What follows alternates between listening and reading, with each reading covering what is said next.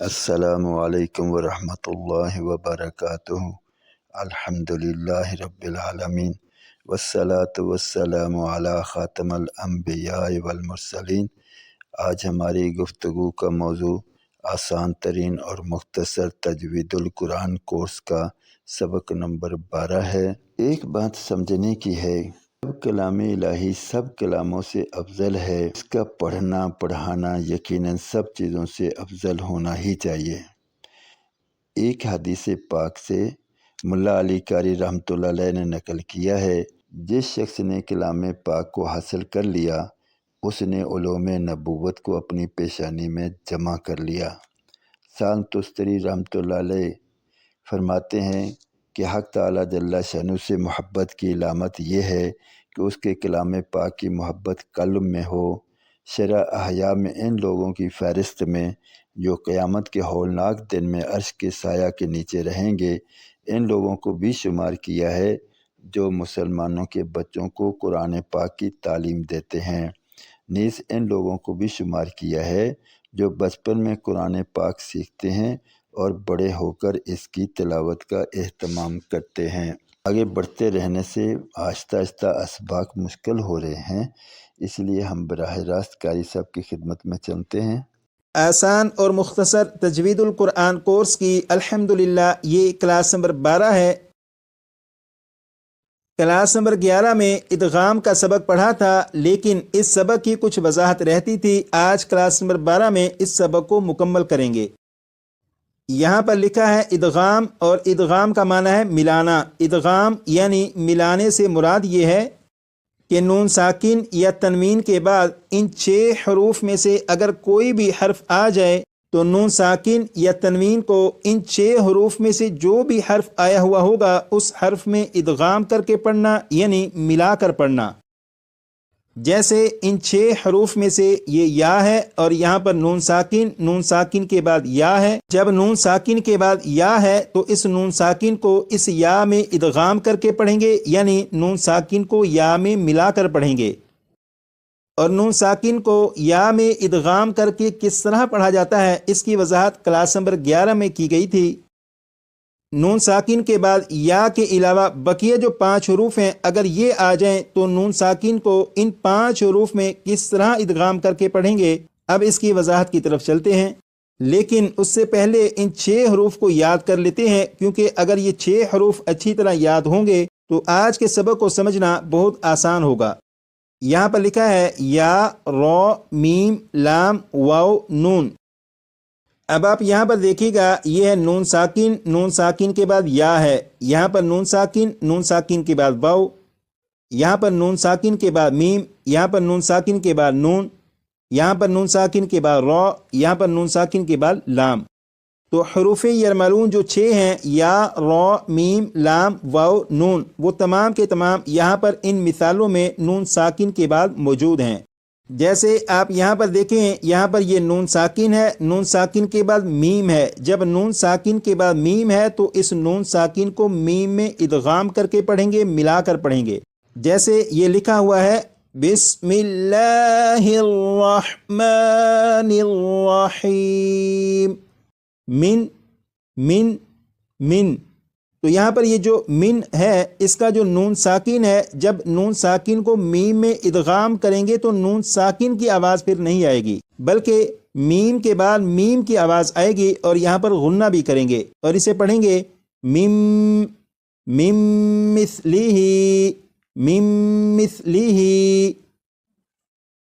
اسی طرح یہاں پر نون ساکن کے بعد نون ہے تو اس نون ساکن کو نون میں ادغام کر کے پڑھیں گے، ملا کر پڑھیں گے۔ جیسے یہ لکھا ہوا ہے من، لیکن جب نون ساکن کو نون میں ادغام کرنا ہے تو پھر یہ جو نون ساکن ہے اس کی آواز ختم ہو جائے گی، اور میم کے بعد نون مشدد جو ہے اس کی آواز آئے گی اور غنہ کے ساتھ پڑھیں گے۔ جیسے من نصیر۔ اسی طرح یہاں پر دیکھیے گا یہ نون ساکن کے بعد را ہے، جب نون ساکن کے بعد را آ جائے تو نون ساکن کو را میں ادغام کر کے پڑھتے ہیں، ملا کر پڑھتے ہیں۔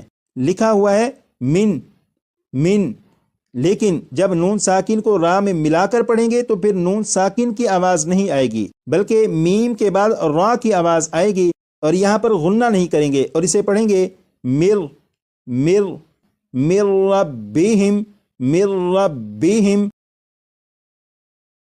اب آپ یہاں پر دیکھیے گا، یہاں پر نون ساکن کے بعد لام ہے، نون ساکن کے بعد جب لام آ جائے تو نون ساکن کو لام میں ادغام کر کے پڑھتے ہیں، ملا کر پڑھتے ہیں، لکھا ہوا ہے من من، لیکن جب نون کو لام میں ادغام کریں گے تو نون کی آواز ختم ہو جائے گی اور میم کے بعد پھر لام کی آواز آئے گی، اور یہاں پر جب ادغام کریں گے تو غنہ بھی نہیں کریں گے، جیسے مل مل مل لدنہ مل لدنہ۔ ان چار مثالوں میں جو سبق کی وضاحت کی گئی یہ تو مشکل نہیں ہے، لیکن یہاں پر یہ دو مثالیں جو ہیں ان میں تھوڑی سی پریکٹس کرنی پڑے گی۔ یہاں پر دیکھیے گا، یہ نون ساکن ہے، نون ساکن کے بعد جب یا آ جائے تو نون ساکن کو یا میں ادغام کر کے پڑھیں گے، ملا کر پڑھیں گے، اور نون ساکن کو یا میں ادغام اس طرح کریں گے کہ غنہ بھی ہو، جیسے لکھا ہوا ہے من من من یقول من یقول، تو میم کے بعد آپ کو یہ جو آواز آ رہی ہے میں این این، یہ نون ساکن کا یا میں ادغام بھی ہو رہا ہے، اور ادغام اس طرح ہو رہا ہے کہ غنہ کے ساتھ۔ تو جس طرح یہاں پر پڑھا اسی طرح آپ یہاں پر دیکھیں، نون ساکن کے بعد جب واو آ جائے تو نون ساکن کو واو میں ادغام کریں گے، ملا کر پڑھیں گے اور غنہ کر کے پڑھیں گے، جیسے لکھا ہوا ہے من من، لیکن جب نون ساکن کا واو میں ادغام کریں گے تو پھر یہ من نہیں پڑھا جائے گا، بلکہ اسے پڑھیں گے میوں میوں میوں والی جن میوں والی جن۔ نون ساکن کے بعد یا اور نون ساکن کے بعد واو، یہ جو دو مثالیں ہیں ان کی آپ پریکٹس کر لیجئے گا، بقیہ جو ہے یہ مشکل نہیں ہے۔ نون ساکن کے بعد ان 6 حروف میں سے اگر کوئی حرف آ جائے تو نون ساکن کو ادغام کر کے کس طرح پڑھتے ہیں یہ تو آپ کو معلوم ہو چکا، لیکن سوال یہ ہے کہ تنوین کے بعد اگر ان 6 حروف میں سے کوئی بھی حرف آ جائے تو تنوین کو ادغام کر کے کس طرح پڑھیں گے؟ تو اس سوال کا جواب یہ ہے کہ جس طرح نون ساکن کو ان 6 حروف میں سے کسی بھی حرف میں ادغام کر کے پڑھیں گے، بالکل اسی طرح تنوین کو ان 6 حروف میں سے کسی بھی حرف میں ادغام کر کے پڑھیں گے، یعنی نون ساکن اور تنوین کے ادغام کا طریقہ بالکل ایک جیسا ہے، کیونکہ نون ساکن اور تنوین لکھنے اور دکھنے میں ایک جیسے نہیں، لکھنے اور دکھنے میں ان میں فرق ہے، لیکن نون ساکن اور تنوین کی جو آواز ہے یہ آواز ایک جیسی ہے۔ امید کرتا ہوں کہ آج کی کلاس میں جو سبق پڑھایا گیا آپ کو اس سبق کی سمجھ آ چکی ہوگی۔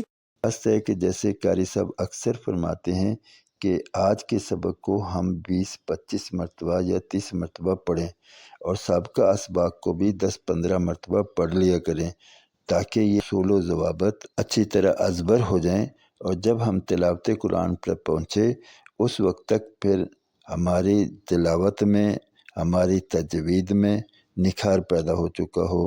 گزارش ہے ان باتوں کو اپنے دوست احباب عزیز و اقارب تک پہنچائیں، انہیں بھی قرآن پاک کو صحیح انداز میں سیکھنے کے لیے تیار کریں، بلکہ دوسروں کو قرآن پاک کی تجوید کے ساتھ سیکھنے کے لیے تیار کرنے والا بنائیں۔ اللہ رب العزت مجھے، آپ کو اور ہم سب کو عمل کی توفیق عطا فرمائے۔ اب تک کے لیے اتنا ہی، انشاءاللہ ملتے ہیں اگلی ویڈیو میں، تب تک کے لیے اللہ حافظ۔ السلام علیکم ورحمۃ اللہ وبرکاتہ۔